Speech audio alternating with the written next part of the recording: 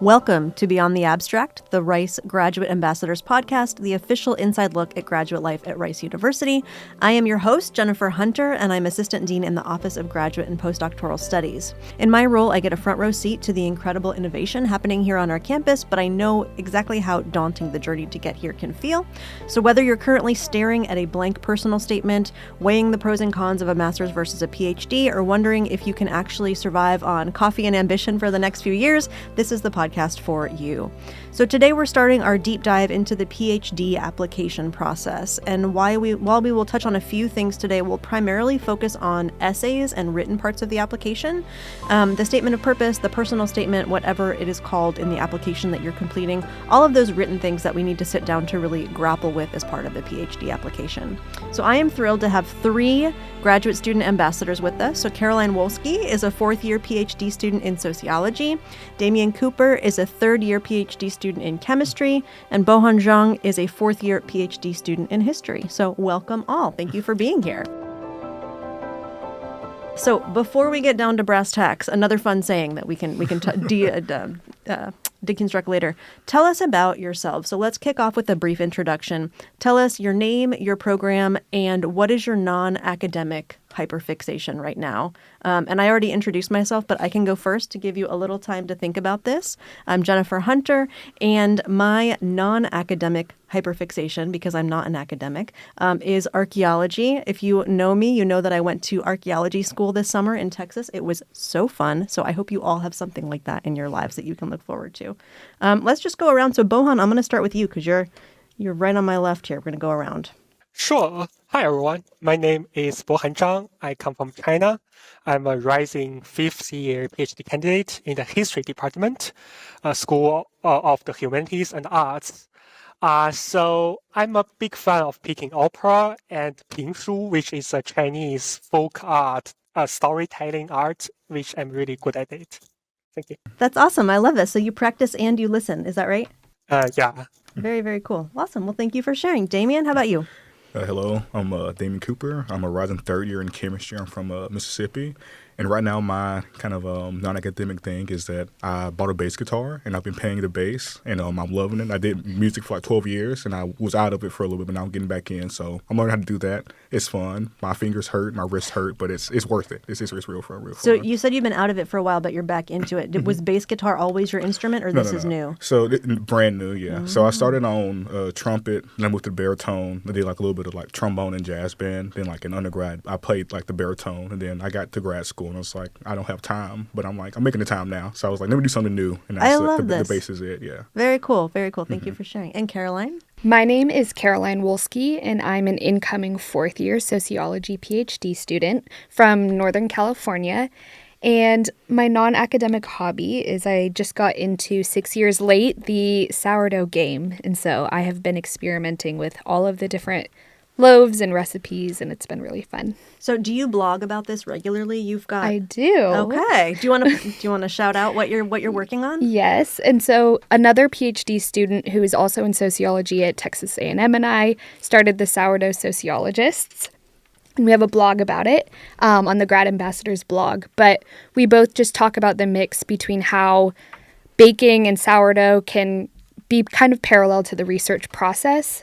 So it's both academic, but also fun on the side. And there's some breads, I'm sure, recipes that don't always go well. There's times in the lab or the stacks or wherever you're studying that it doesn't always go great, right? Yeah, I made a loaf a couple weeks ago and I forgot the salt and it turned out horribly. And so that one ingredient that you might be missing could offset the entire process. Whole thing. Yeah. My second favorite food after butter is salt. So great food groups. Well, before we dive into kind of the meat of our content today, let's talk about what a PhD actually is. So all three of you are PhD students. And as Caroline mentioned, it's really about research. It's not about taking coursework the way that you might have as an undergrad.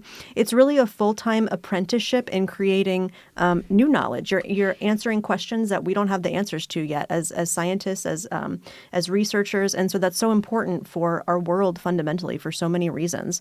And because programs are really betting time and funding, aren't you? They're really looking for students that have a good research match. And so we'll talk about that a little bit today as well. But in all of your journeys, there was a point where you had to decide, I like research. I'm going to go to grad school, and I'm going to think about Rice University as an option for me. So let's do a 60-second trailer for each of you of your journey to grad school. What did that look like for you? When did Rice become part of that story for you? And yeah, what's that been like? So I'll go backwards this time. So Caroline, we'll start with you. Okay.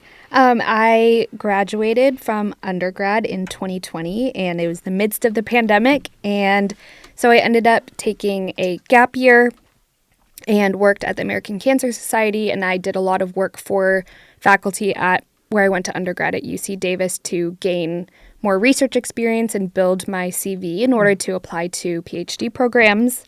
And then I applied to a number of PhD programs and did not get into a single one. I got into a master's program and went to University of Houston for 2 years, and that's where I learned about Rice and went back into the PhD process and landed here. Love it. Love it. Yeah. Thank you for sharing your story. Damien, we'll go to you. So Rice kind of came to me. It was, and I've been doing research since 2020. Like I started out my freshman year as I was to do research, and it was like, oh, you need to go to conference, you need to present, and then GCARS, GCARS was my avenue into Rice. So I came, I presented. And I was like, man, Rice is kind of cool. And I was looking to, I was able to do an RAU here. And I was able to come here in summer of 2023 and like actually do research here. And I was like, man, I really like the vibe, like the people, like the research. I was like, Houston's great. There's great food. I'm like, okay, I think I can see myself at Rice. And that's kind of like how I ended up here really was like, it started out with GCARS, just come to present my research. And I'm like, man, I want to come back and do more. Yeah. So tell us about what GCARS is. Yeah, so GCARS stands for, please tell me how wrong, the Gulf Coast Undergraduate Research Symposium. And it's basically where people from all over the country can come to Rice and present this for every single kind of department or kind of anything. So it's not just for chemistry like that. I met so many people from different departments. It's like, oh, yeah, I do this research, I do that. I'm like, oh, I don't know anything about that. And so everybody comes to present their research in like a specific section. You can go, and it's like for me, I came in presenting like the organic division, like for the chemistry department. And so you get to meet people, get to say, oh, like, wow, it's kind of expand your horizons on like not only just your research, but like how much other research is being done and more than just, because me, I was like, oh, STEM does research, but I didn't realize like how like sociology or like psychology does research. Like, oh, that's kind of cool to see. And all these different people from all over the country are coming here to do that type of work. And so they would present, get good feedback from the faculty here as well. It's just like an overall just great experience in that sense. Yeah. And I've always heard that for undergraduates, you can maybe do a poster presentation, right? That's kind of a common thing. But to present as an oral presentation, it's much more has that always been your experience as well for all y'all? Or maybe this is more of a STEM-focused question, too. Oh, yeah. So typically, like, my first ever presentation was, like, a poster presentation. It was, like, the first thing I ever did. Like, presentations, like, are much more, like, uncommon in the sense that most times you'd, like, do a poster.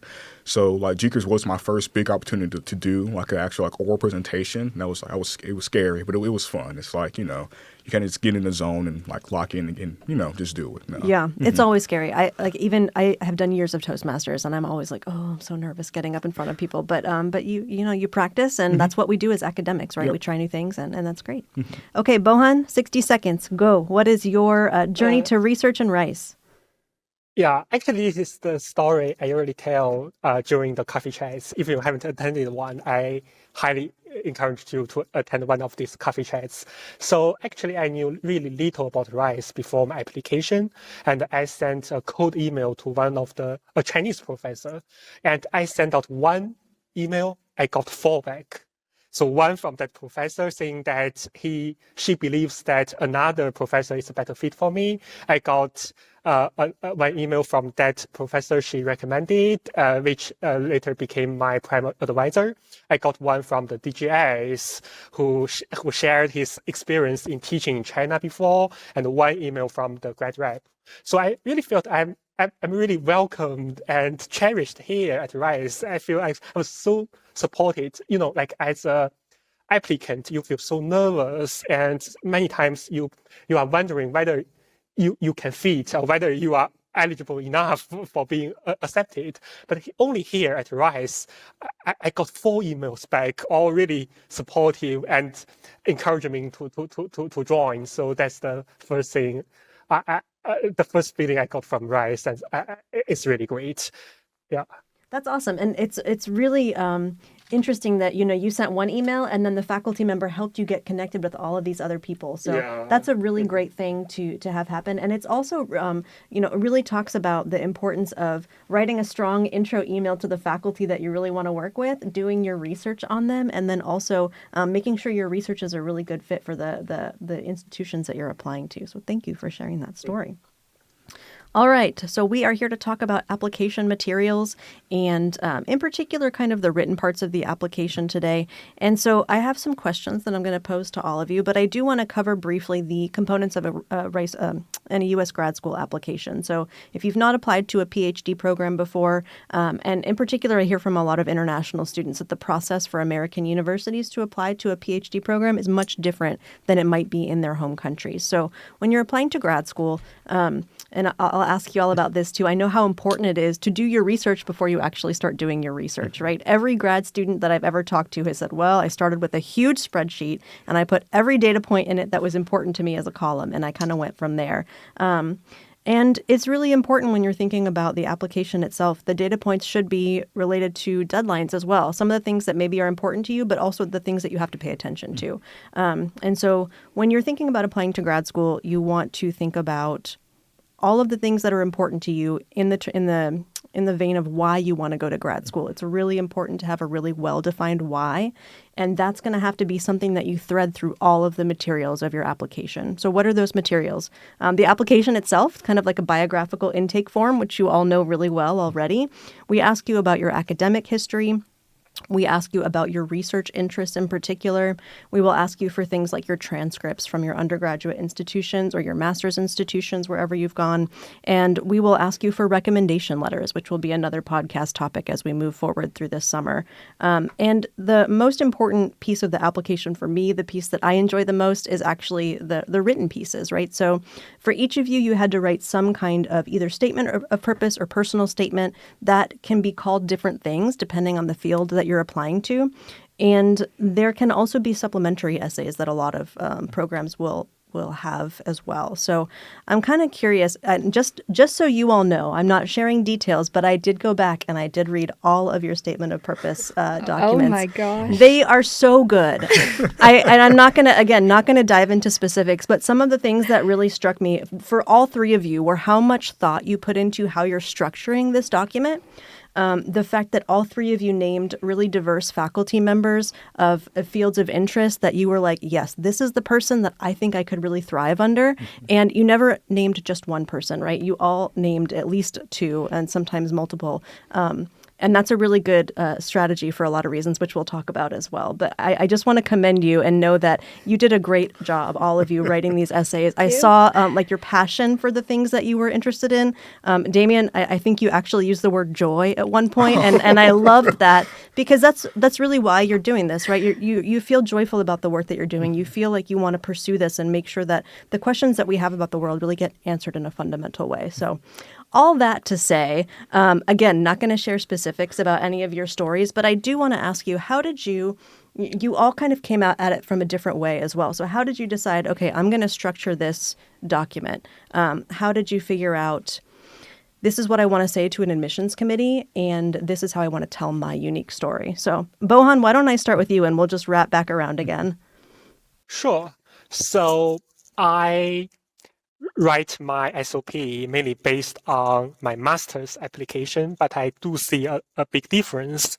So I use some of the materials, some of the paragraphs I put in my master's application, but I figured that for PhD application, I need to cut some of the memories, experience, which is like very suitable for undergraduate or master's application. But for PhD, I should lead with my research, not my personal story. So I kind of reframe it as how I have to frame a historical problem, not just a topic or something I'm truly interested in, but truly a historical question. So that's so I let historiographical question to run through my SOP to become a thread.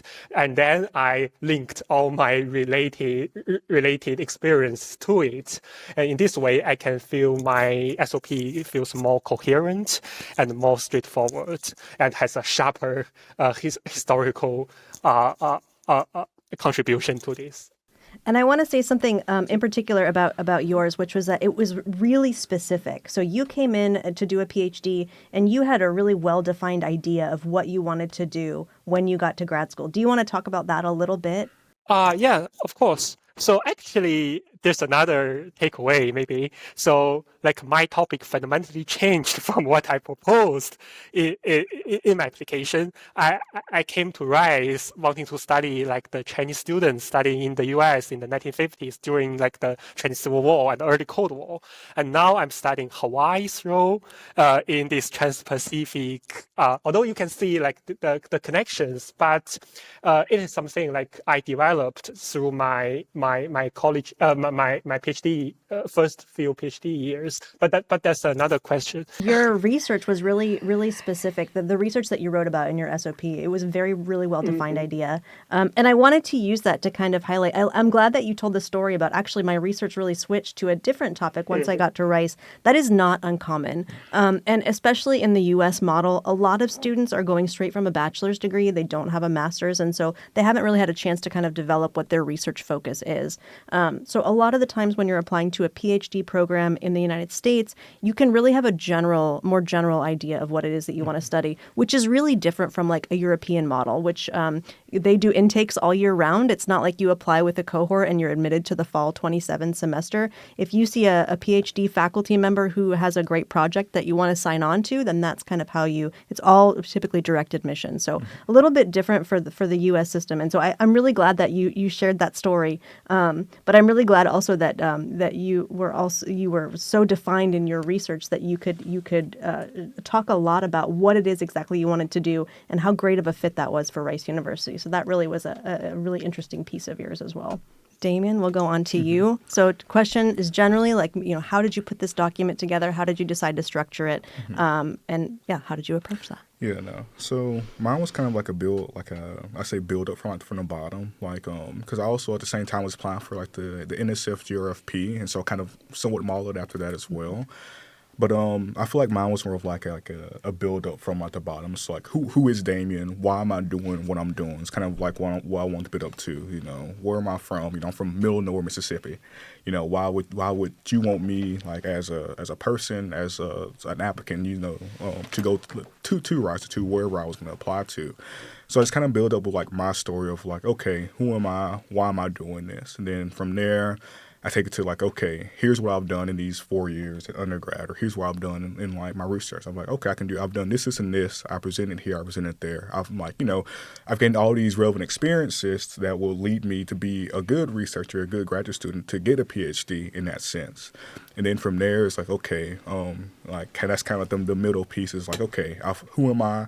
What have I done? And then what can I achieve? And so that's like kind of like where I go to the end of like, okay, here's who I want to work for. Here's why I think I would be a good fit for their lab or their research. Okay, here's how I can benefit them and how they can benefit me in that sense. Because it's like, at the end of this, it's a transaction. Because I feel like a lot of people forget that the P in PhD is for philosophy. So like one big thing about the PhD is you learn how to think and become an expert in your field. And so that's like a big part of that. So it's, even though I'm going to work for you, how can you work for me as well is one thing I think that you should also like add into there. So like, here's what I'm going to learn from you. Here's what you're going to learn from me. How I'm going to help you.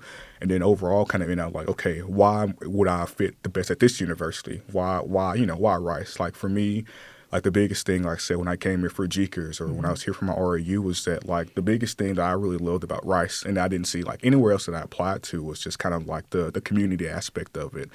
The people, everybody seemed like they enjoyed being alive. So I went to some places like, man, they don't look like they're very happy, but everybody here at Rice is like, look like they enjoy what they were doing.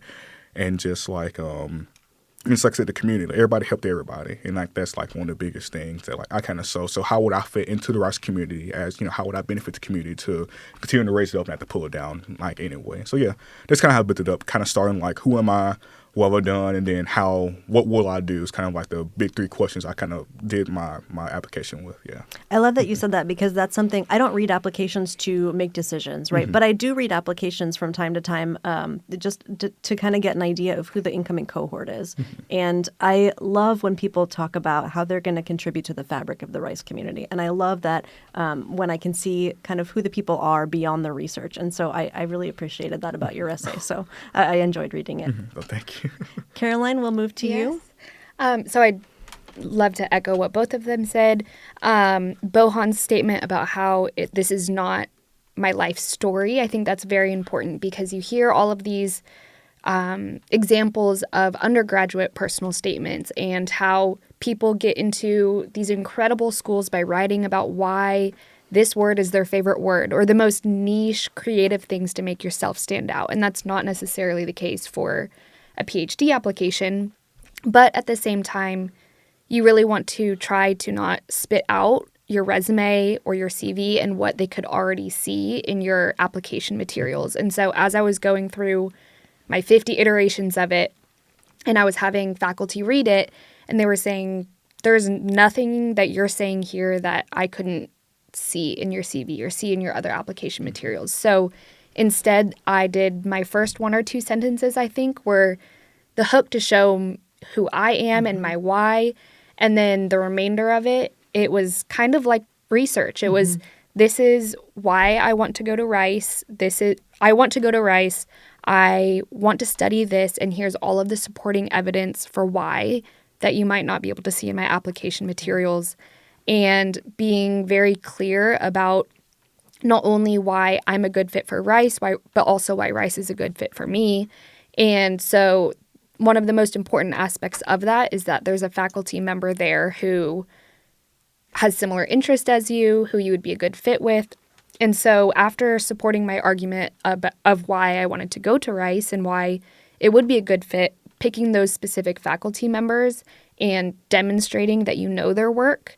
And so I would always make sure to pick an article that the faculty member wrote and showing this is work that they've done, this is work that I've done. You can clearly see this through line between our work and why we would be a good fit, as well as I always included showing that I know the materials. So the institutions will write their mission statement, their goals, and the themes that the department has, because every department is so vastly different, and showing these are the themes that you show are important. These are the reasons why I fit that. I remember from yours also, you really grasped the idea that Rice is, in social sciences and every discipline, it's really computational and it's really a lot about analytics. And so you really showed your skills on that and the things that you had done kind of throughout the thread of your SOP. So that was a really great tactic. And I don't want to say tactic because that sounds like, but that was a really great idea for how you wanted to structure this. Yeah, thank you. I also wanted to just commend all of you. So you did a great job on figuring out how to show people what you accomplished. And it wasn't just about telling them, here's what I did. It was, here's what I did and why it's important. And so I just want to commend you all for that as well, because I think it's really hard for us sometimes to talk about the things that we have done. We're all kind of programmed to be like, okay, we want to be humble. We don't want to, but it's really important in the application process to talk about what you've done, because you're speaking to an admissions committee who's going to make a decision in a large part based on what you're saying about your accomplishments, what you're showing them. So I want to commend you all for that as well. And I want to go back to something that Caroline had said, which is there were a few iterations of your SOP. And I think that that's something that we all do when we write, is try and figure out, okay, this is my first draft. How can I improve it? So if you remember, how long did it take you to craft this, or when did you start working on it, or what was that process like for you, knowing that some of you are going into your 4th or your 5th year? I realize it's a little bit removed, but what was that like for you? Do you remember? Mine went through, I think, about 5 iterations. Wow. Yeah, because the first one's like, okay, let me just, as I said, like just off the dome, like let me just start writing. It's just kind of, I think that's the best thing to do is like to start like, okay, let me just say what I think I should say. I was like, I will Google like, okay, what good parts of like a personal statement, like in a graduate application. I will go there and like, okay, let me write about this. And after that, I'm like, okay, my faculty mentor, my PI, and the guy was like, okay, how's this look? He's like, it could be better. And so it's kind of like that back and forth of like, okay, how can I improve this? I was sending to this. I was sending to like my lab mates, like, how's this read? People that had just gotten into grad school, how's this read to you? So I was sending back and forth, kind of take all that feedback together. And it's like, okay, how can I take their feedback and say, here's how I can improve here, here, or here? And that's kind of like what I did. So I think it took about like 5 different drafts for like, okay, I think this is where I want to be at. Yeah. With multiple people looking at it, right? Faculty and people that you work with. And because you always want multiple perspectives, because the faculties don't have one idea from it. Your friends going to have another idea from it. Somebody that just got into grad school will have a different idea on it. So getting all those, I can't speak, perspectives together can really just kind of, I say, make your applications kind of bloom. It's like, okay, here's like a well-rounded piece of thing that was not just one thing that's getting hit. Yeah. Super valuable, right? And so pulling in all those threads from the things you've done. Caroline mentioned, okay, you can get this information from your CV or some other document, but really making it unique and kind of telling who you are is really important. Bohan, Caroline, you want to tackle? I would say mine took about 5 iterations as well. I started off with just my rough draft and sending it to other people in my cohort in my master's program to get their thoughts. And once I felt like it was solid enough to send to faculty, I made sure to send it to both people who had similar research interests as me and the type of faculty who would be reading it at another institution, as well as other positions. So like the graduate chair, other people who knew me in a different capacity. And through those iterations, it was pulling out information that maybe this doesn't need to go into your statement of purpose, but if they ask you, do you have anything additional you want to add, that's where you can put it. Or going between your not hyping yourself up enough to, okay, let's bring it down. There's a balance. There's a balance. Yeah. And just making sure I have all of the relevant information that I need, that I really highlight those skills or demonstrate why, if there's a weakness or if there's something missing, why that might be. Yeah, that's a great point. Okay, Bohan, how did you approach this?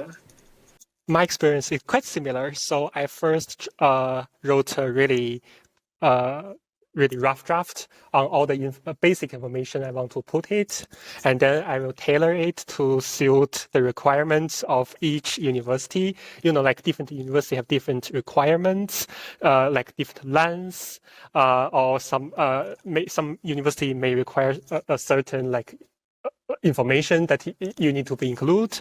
Like for Rice, it's pretty general. It's like 1,000 words without any specific requirements.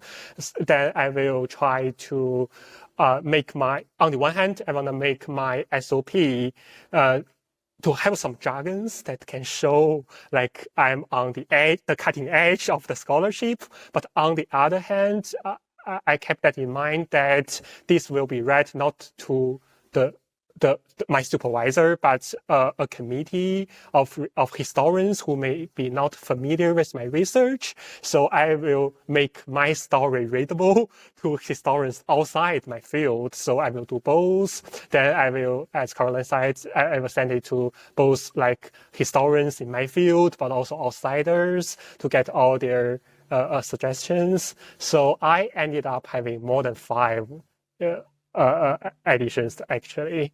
Yeah. You were trying to really fine tune it and get the perfect version. As a non-English speaker, I also let the native speakers to help to improve my grammar and everything. I think that's a very important part for internationals. And I want to go back to some questions that we get asked a lot. And the first one relates to your comment about, okay, it has to be 1,000 words. Sometimes you'll get really specific prompts, right? Of this is how long it has to be. And so we'll get questions like, what if it's 1,005 words? I think what they're looking for a lot of the time is, can you follow these directions and make sure that you follow them to the letter? Do I think that somebody's actually counting the words back there? Probably not. There might be something built into the software, but really, if there's a prompt there that's asking you a specific question, if you're an applicant, you always want to make sure that you follow that prompt and answer the questions that they're asking you.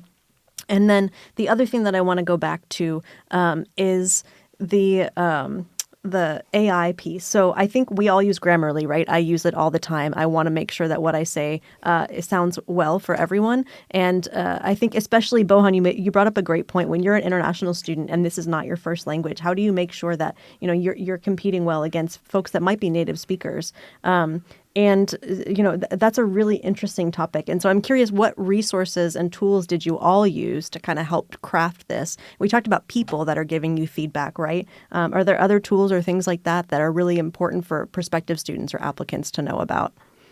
I just read a ton of example ones. And so I would Google example statement of purpose for all of these different fields, from my fields, from all of these institutions. I would try to find the institutions that were my dream schools, my goal schools, and see what they had in common, all of the different structure. And that's how I really...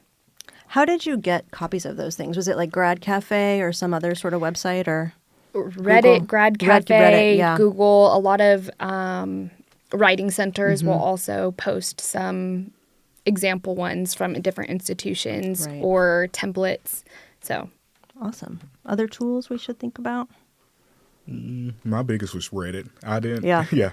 Because, you have a guy from like 15 years ago that has like, oh, I fixed your specific problem like perfect. But like it was really Reddit just kind of combing through different like subreddits like grad school, Rice, just like chemistry. Like there's one called like Chem Pros. I'm like, okay, what do they say?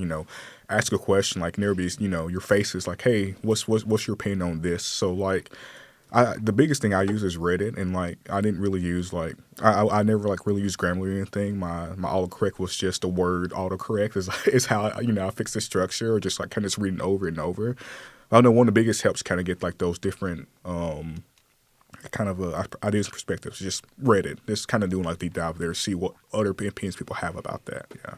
One other thing I want to mention is Rice has the Center for Academic and Professional Communication. And so if you're an applicant and your campus, if you're a current student, has something like this, I would recommend that you go, because they will help walk you through kind of what this structure for the document should be. They're not going to write it for you, right? But they're going to help you with feedback and with revisions and making sure that you're on top of these things. So do look for those resources that are on your campuses, because it's so important to take advantage of.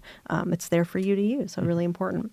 And then the other question that I wanted to address that we get often is, what other essays can I be prepared for? So we talked about statement of purpose, personal statement, which sometimes those are used interchangeably, depends on the field. What were your programs going to be asking you for other essays? Do you remember if other schools asked you for those kinds of things?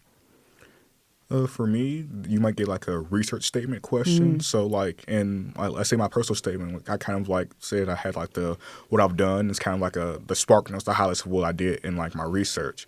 But with your research statement, for me at least, it was more of okay, what was your research? What did you do? What did you solve? Like, what are you going to solve? And kind of what are your future ideas on your research? It's kind of the biggest thing. So it's kind of more of like in the research statement, it's kind of more of like a deep dive. Like, okay, here's what I did. Like the dishes I ran. Here's what I learned from this. Here's what I'm going to learn. Here's what I want to do in the future from that. It's kind of like a bigger something that you might get asked, kind of more like STEM focused. Yeah. Was that pretty common for schools that you applied to have different kind of focuses for these essays? Yes, a couple schools I applied to did ask for that. Yeah. Okay, interesting. I had a couple of different formats. I applied to schools where it was just a statement of purpose. I've applied to schools that ask for both a statement of purpose and a diversity statement, in which it asks, what is something that you've overcome? Is there anything about your identity that has taught you anything? And so I wrote about that. And at first I was like, I don't really know what this is for. And then I found out later that they looked at that and then applied for you to some certain scholarships. Oh, I didn't know. So that was helpful. And then I've also had ones where they just have a bunch of different boxes, and you put little chunks of your statement of purpose in each one. And those vary a little bit. But I want to go back to what you were saying about, walk me back a little bit, just to what you were saying right before the chunks of. diversity The statement. so that is, I think, less common for it to be called a diversity statement anymore. But there are still supplementary essays that some programs might ask for information on. And so just for the applicants or prospective students listening, the advice is always to never leave anything blank. And I get that question sometimes from students that say, well, I'm not sure this applies to me. Should I fill this out? Yes. And when we talk about things like a grit statement or a perseverance statement, we're really wanting to make sure, anyone who's going into research, we talked about this earlier, will tell you that not all your time in the library is going to give you the answers that you're hunting for your research, or not all the experiments in the lab that you're running are going to go well. And what universities are looking for is they're looking for folks who, yes, they match the research really well, they're strong academics, but they also have the tenacity to get through something that might be really tough, and to get up the next day and say, okay, I'm going to run that experiment again, and then I'm going to run it a different way, and I'm going to test some different things out. And so that's what they're looking for. So try and figure out how you can speak to the admissions committee through every piece of the application, and make sure that each piece of the application has the same threads through it. This is why you really want a well-defined why of why you want to go to grad school, why this program, why this degree. You want to make sure that shines in every piece of your application. Certainly the statement of purpose is the biggest one, because that's your, 1,000 words or more of how you want to present yourself. But the other pieces should complement that as well. So, Bohan, I just wanted to make sure that you didn't want to add anything to this piece that we're talking about. I want to echo Caroline's points of the little boxes that require to put in like a sentence also, usually just like within like 500 characters. So it's really short, but I think it's a really good way to debrief your idea, to make you central argument really short. Actually, like when I was reading my first draft, and there's one professor asked me to summarize it in one sentence, but I couldn't do it. I have so many thoughts, like my research is like so long with so many different points and directions. And I think it is also something that you can use to make your argument stronger. And this is the so-called elevator pitch that you highlight your research all in one sentence. So do not be afraid of such questions. I think these questions are such a good way to force you to get better from you SOP. It really makes you think, right? It really is a good thought-provoking exercise. And one thing I wanted to mention too is what I have heard Dean Matsuda say a lot is say as much as you can with as few words as possible. You want to be as descriptive and as complete as possible, but with brevity, right? So when you're talking about, can I use 1,005 words? Why can't you say it in 1,000 or 999? Think critically about how you're editing your statement so that you can follow those instructions that they're giving you. Any parting thoughts that you might have, or tips for prospective graduate students that are thinking about applying this cycle or next cycle? What would you like to leave as your parting thought? Bohan, you mentioned, of course, that your research changed entirely. So, there might be things that you would do differently too, but just based on, didn't know what you knew now. That's a good question. So I feel that I have 2 master's degrees, like 2 one-year master's degrees. But I feel that although it's like 2 years master's, I didn't learn as much as what I learned in my first few years of PhD program. So I would suggest that if you are undergraduate student doing humanities, I would suggest you to apply directly from your undergraduate. And so I'm fortunate enough to have some professors who provided me with their SOP to me, and so and I learned a lot from them. Like as a undergraduate or early stage master students, I really do not know how to better frame my research and how to present it. Like whether my current topic can represent the cutting edge of the historiography. I have no judgment on this, but based on their SOP, I can have a better understanding of how this academic circle really work and everything. So do reach out to former professors to see whether you can learn more about their application materials. Yeah, that's my my suggestion. Yeah, I would just say I wish I had resources like this when I was in my graduate application process. And I was really shy and didn't really reach out to the people that I should have. But to not be scared to ask current graduate students or faculty or use all of the resources you can. The worst thing that they say is no. And to not let the PhD application process define who you are as a person. The rejections will hurt, and part of academia is it's very easy to make your entire self-worth become academia.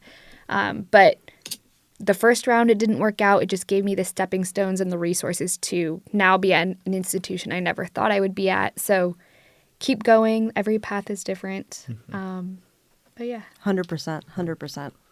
Yeah, I think mine is don't put all your eggs in one basket. I would feel keep your options open. Don't go like to one place just because you want to work for one person, because that could lead to a lot of different trouble. Don't apply this to one school because like, oh, this is where I'm going to get in. Make sure you keep your your options like just wide open. Just like, okay, I need to have a like plan B or C, because for everything to always work out how you want it to. And so you just want to make sure that you have like, other options, other things like, okay, if I don't get here or get there, I'm fine with going somewhere else. Like I'm fine with doing this type of research, some in that sense, And yeah, I want to like really, really hit on that and say, this is only 5 years of your life. You got a lot more living to do. This isn't all that you're going to be. This isn't all you're going to do. There's life after this. So, have hobbies, learn how to play the bass, do whatever. Just make sure that when you do begin your journey and like when you do get here, the PhD isn't all that you're worth. You're more than that. You're still a person at the end of the day. You have your wants, you have your own dreams. So, make sure that you still, follow that. 100%. Life is long, right? We all need different things to be able to sustain us and move us forward. So one final parting tip that I will give is make sure that you ask for fee waivers. So Damien mentioned don't put all your eggs in one basket. Apply to a lot of schools. Apply to schools that really excite you and interest you in the work that they're doing and the things that you might be doing as a PhD student, and apply for fee waivers. Like Caroline said, the worst they can say is no. It's not going to count against you. A lot of schools will have processes for how to ask for these things. Rice University, shameless plug here, we will do our graduate application fee waiver weeks for PhD programs, October 14th through November 1st. So if you're thinking about a PhD program for the 2027 cycle, please request a fee waiver. It's really easy to do. We have very, very minimal requirements for getting that fee waiver. And so we hope that you will use that as a resource. Thank you so much for joining us for Beyond the Abstract, the Rice Graduate Ambassadors podcast. We hope that you will join us throughout the rest of the summer as we look at different pieces of the PhD and master's applications for grad school. Thank you, Caroline. Thank you, Damien. And thank you, Bohan, for sharing your unique experiences with us. And I really appreciate your perspectives. And I really did enjoy reading all of your SOPs. So thank you. Thank you for letting me do that. Having us. Thank you. See you next time.